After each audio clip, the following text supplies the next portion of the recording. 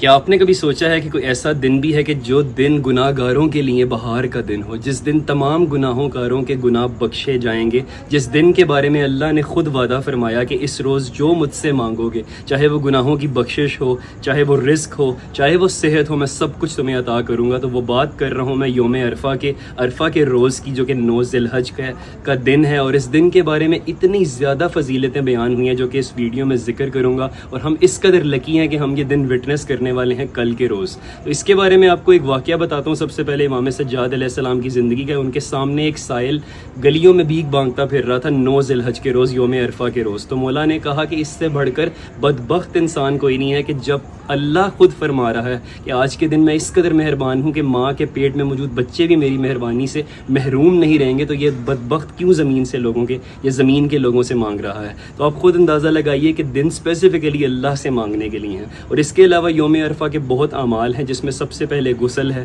نہائیے، اپنے پاپ کو پاک صاف کریے۔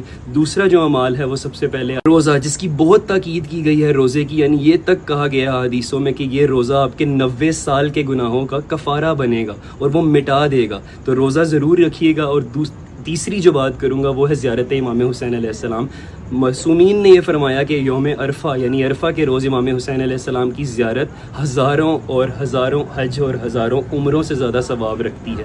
تو جو لوگ جا سکتے ہیں وہاں پر ضرور جائیے، اور آئی گیس پہنچ بھی گئے ہیں، پہلی فلائٹ جا چکی ہے۔ جو لوگ نہیں جا سکتے وہ اپنے گھر کی چھت پر جائیں اور یوم عرفہ کی مخصوص زیارت امام حسین علیہ السلام وہ پڑھیے، تو یقیناً اس کا ثواب ہزاروں حجوں اور ہزاروں عمروں کے برابر ہی ہوگا۔ اور تیسرا عمل جی دعائے عرفہ ہے، وہ ضرور پڑھیے گا۔ دعائے عرفہ مولا حسین علیہ السلام پڑھا کرتے تھے، اس میں خوبصورت توحید بیان کی گئی ہے اللہ پاک کی۔ جو لوگ شیعوں پہ الزام لگاتے ہیں کہ ہمیں توحید کا نہیں پتہ، آپ ہمارے امام کی وہ دعا پڑھیے، آپ کو آئیڈیا ہو جائے گا۔ اور آخر میں ایک چھوٹی سی نماز ہے جو کہ بالکل نماز فجر کی طرح ہے۔ نماز عصر کے بعد آپ نے اپنی چھت پر جانا ہے اور اپنے 2 رکعت نماز کی نیت کرنی ہے یوم عرفہ کی، جس میں پہلی رکعت میں الحمد کے بعد قل اللہ اور دوسری میں قل یا ایھا الکافرون پڑھنی ہے الحمد کے بعد۔ اور اس کے بعد آپ نے اللہ سے اپنے گناہوں کی بخشش مانگنی ہے، اور اللہ نے وعدہ فرمایا ہے کہ آج کے روز وہ سب کے گناہ مٹا دے گا۔ ہم سب گناہ گار ہیں، زندگی میں گناہ کرتے ہیں، ہمارے پاس ایک سنہری موقع ہے، اس موقع کو اپنے ہاتھ سے مت جانے دیجیے گا۔